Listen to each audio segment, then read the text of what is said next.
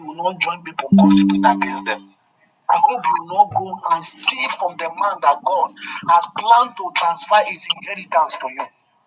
Do you know that the things you steal from, most of the time God has planned that to be given to you? But you don't know. And you begin to steal from one that God has already planned that eventually they will transfer it to you. One of those days, it was big money that's not going to come. But now mistakenly transfer the money. Big money, oh. Think about 100 million or so. Hi, one man saying, keep quiet. Can you mute your mic? I'm having so much interference. Please help. The media, Damian, help. Their interferences. Help me, please. You know, so they transferred the money to me, and I had a need. I wanted to take the money. So they are owing me. I'll just take this part of the payment. But one man said, no, go and tell them. So I went to the government and said, okay, I'm the one that said they should pay money into my account. He said, no. I said, could I got this payment? He said, oh, yeah, some money I came back to me. He called the accountant. The accountant said he was sorry. That he thought it was this check that he meant they should pay. That he's really very sorry. Our governor said, okay, anyway, Jeff, don't worry, keep the money. I will tell you what to do with it. And you know, he never took the money from me. Most times, stealing is what God has already planned to give you. Are you hearing me? So stop stealing. It's your own. It's just a matter of time. You will know that God planned to give you that. Don't steal. Don't need. They will give you all very soon. All will become your own. There's no need to steal. Don't burn the bridges that God has already set for your next promotion. And then you now stalk yourself and suffer unnecessarily. So I'm saying to you that God's medium of blessing in Egypt was Moses. God's medium of blessing for Naaman was the slave girl. God has arranged in your life now people positioned to bless you. You don't know them. So try your best. The Bible says, be at peace with all men. You don't know the one that God has arranged as your destiny connector. Leave all this quarrel. It's not helping you. Okay, you are mad, you are crazy, you are idiot. What have you gained from it? At the end, what did you go as a trophy after insulting that person? Nothing. You have won that bitch. When there is help, you will be the last person that person will ever recommend. Be at peace with all men. That is what the Bible said. That's what your Jehovah Jireh is telling you. Be at peace with all men. Be at peace with all men as long as it lies in your power. Your mother-in-law is not treating you well. Don't be the one to go and slap her. Don't do it. Just ask God, help me to handle this woman. And please let her just go quietly. Look for her to do, just look for her to manage, and let her just go peacefully. But let me not be that you are the one that drove her out of the house. Don't be the one that the devil will use, like Judas was used. Don't be the one. Refuse to be used. Be at peace with all men. Try and mute your mic, please. Try your best. It will help. It is interfering. So be at peace with all men as long as it lies in your power. Be at peace with all men. So Jesus' reign on earth was by because of the disciples. Jesus died after 3 years. It was the disciple that carried this church story. The disciples. They are the one that made Christianity what it. It wasn't Jesus. Jesus died. By the time Jesus died, there was no single church anywhere. By the time Jesus died, it was just in small area or in Samaria. It finished. But when Jesus died, the disciples made sure that this gospel went to the ends of the earth. They built cathedrals. They built monasteries. They built missionaries. They built schools. They built universities. It is man, it's not God. How will God move you forward? It is through the hand of the man. The resources you need in this life for anything Right now, I don't know what you want. You want to roof your house, you want to buy a car, you want to Japan, I don't know what it is you want, but I'm telling you, every resources you need now is in the hand of a man. Somebody has it. And the person can give it to you. It won't cost at no cost. When Jesus needed a boat, he didn't need to buy one. All he needed was to call on Peter, his friend. Peter, I need a boat. Of course, Peter said, of course, take it.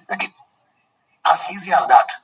But supposing Jesus didn't have any friend who has a boat, he will go and buy one that day. And his eye will be clear. When the ordinary tax he cannot pay, is it boat he will buy?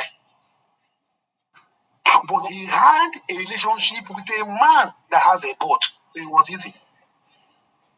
If I have a car now and you want to wed, it's done.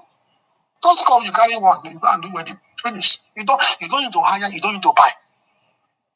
Very easy. My staff, they know. Once they are waiting, God, this is the one I want. My house girl wanted to wear my house. They said, oh God, I don't want this one. This is the one. I said, this one. I said, yes, okay, give it to her. Yes, she didn't need to worry about it because she has a relationship with somebody who has what she wants to be. When Jesus needed an upper room, he didn't need to hire one. He said, go to my friend, tell him the master wants to use his upper house for the last meal. And of course, granted, Jesus needed a donkey. Go and untie one, tell my friend I have need of it. Finish. Jesus died. He didn't have to pay for a tomb. There was somebody called Joseph of Arimathea. He was a friend of Jesus. He gave his own tomb for Jesus. You don't need to pay for everything in life. All you need is a relationship with people who have those things, and you will have access to those things in life. I just told you that majority of the things I have was given to me. It wasn't the one I labored by my hands. And it looks like that is Jesus' pattern. Everything was given to him. He didn't need to buy anything. He wanted food. Peter's mother-in-law was there to cook. All he needs to heal her. That's how the woman got up and made food for him. Everything Jesus needed, people brought. People he had relationship with. You don't lack money. You lack relationship. You lack people. That is why you are where you are. The reason why things are not moving is not because you don't have money.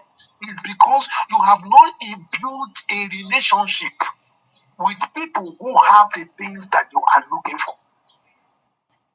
What you lack is relationship, not money. Jesus invested in people. People are your greatest asset in life. And that is why he says, I will leave the 99 in search of one. Because he knows what one person can do in the equation.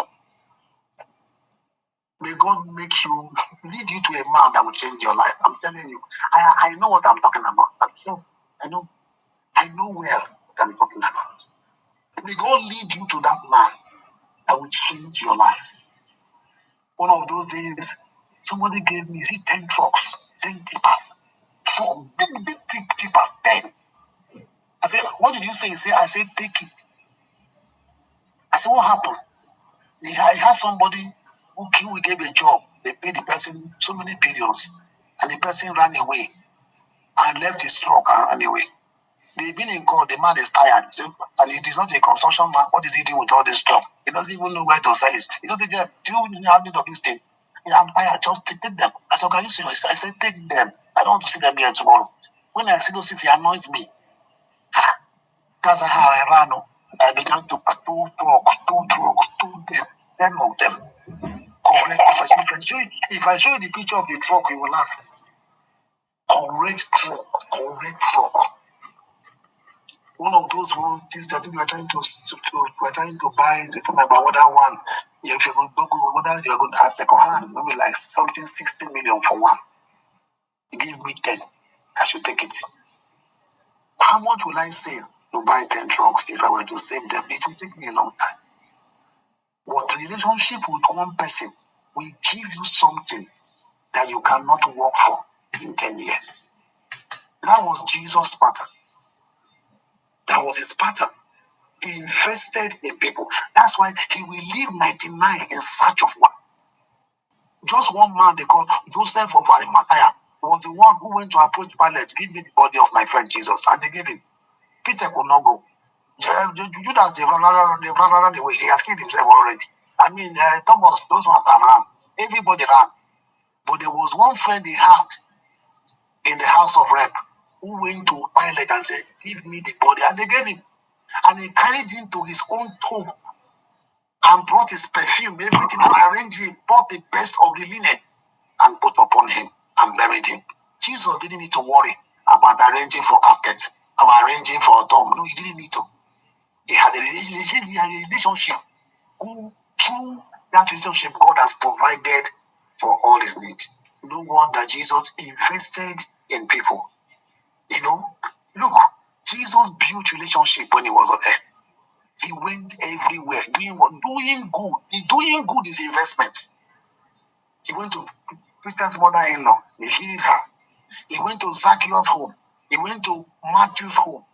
He went to Mary Magdalene. When they said they're going to kill her, he died their sins and they let her go. Jesus built relationship.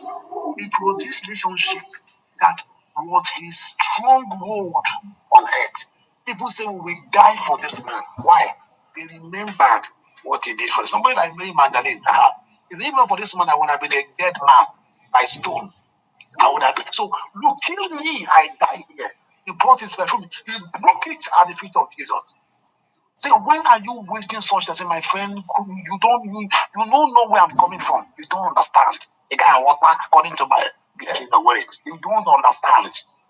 This man saved me from the grave. He brought me out. What is perfume? I break another one. Mary Magdalene followed him everywhere. Why? Relationship. Jesus invested in her. And he has told herself, I will die on this man's matter. Do you know why you are like? You don't have people around you. You don't have people you have invested in. You don't have relationship around you. That's why you are moving small in life. When you build enough relationship, people will surround to say, we die for you. So learn to build relationship. Jesus went to Peter and called him. He was not proud to go and call him. He went to him, and even when Peter misbehaved, he didn't abandon. No. He still went back. How can you explain? Peter betrayed you 3 times. And when you resurrected, the first place you went to was to go and look for Peter, where he was catching fish. And he gave him fish to eat. He now asked him, Peter, do you love me more than this? If it were you will not talk to Peter again in your lifetime. You betrayed me after all I did for you. You will never. You thunder fire you. I will never do this. No, not Jesus. Jesus knows that, look, relationship might go sour sometimes. It doesn't remove the fact that this person is still the person that God has brought to change my destiny. You can imagine if he did not make up with Peter, Christianity will not have been where it is today. I know that man hurt you. I know that he betrayed you. But the investment, that man still remains the person God has put in the way of your blessing. Go back and make peace. So it doesn't matter. Jesus went back to the people. Do you know how long it took God to convince Moses? How long it took to convince him to go to Egypt? He didn't just say, Moses, come and start going. No. He went back, pleading with Moses. He was doing signs and wonders. He took his time. Relationships are built. It takes time. Sometimes the person may not appreciate it, but don't worry. When you identify him as the person God has brought your way, stay there. I have a relationship that I have built over the years. When I came, they were suspecting me as a thief because I was poor. When they want to give me money, they will give me small money, and then they were expecting me to come and when I bring the change, I bring the receipt. They say, I'm sure you just pretending. They'll be trying me with big money, trying me. Till today, I've never taken their money. Today, they can leave their room open for me. It's over time. It didn't start like this. When I came, it wasn't sweet. They were suspecting me. They said all manners of things about me. I'm a gold digger. I'm a thief. I'm a this. But time has removed all those things. I am now their best confidant in life. I have built the trust over the years. Don't expect that when you meet people that they will always accept you. It's okay for them to suspect you. After all, people have stabbed them in the back before. You are not the first. Just endure. Prove yourself to be different from those people. And you'll be shocked. In a short time, things will change. I have some women who they say they will die for me. Elderly women, or they are far older than me. They are professors, PAMSEC. They gather themselves and say, this Shujer must give him this thing, he must be the one to get it. They went to the governor, they made all the trouble. And they brought me a job of 24 billion. I don't know them from nowhere. They just convinced themselves that this thing must be given to this boy. There was no pre-negotiation, there was nothing. They didn't say, oh, give me this, nothing. That is how God brings people your way. Build and how did I know them? Just mommy, how are you, mommy? Are you okay? Are you fine? Have you eaten? Is there anything I can do for you? Finish and I go. Just being kind to them. Nothing. I didn't know they were watching me from the side. I didn't know they were watching me from the corner. That is how it is. God will always bring, God is not going to do it. Relationship is God's way. It's called the God of Abraham, Isaac, and Jacob. Not the God of one person. God is generational. God is a relationship God. God is a relationship God. So stop neglecting people. Stop looking down on people. They are the hand that God has brought to your next level of promotion. If God will bless you this year, I've just taken my time to take you through how they went through the wilderness. It was the hand of Moses. Nobody saw God. Moses was the man that God was using.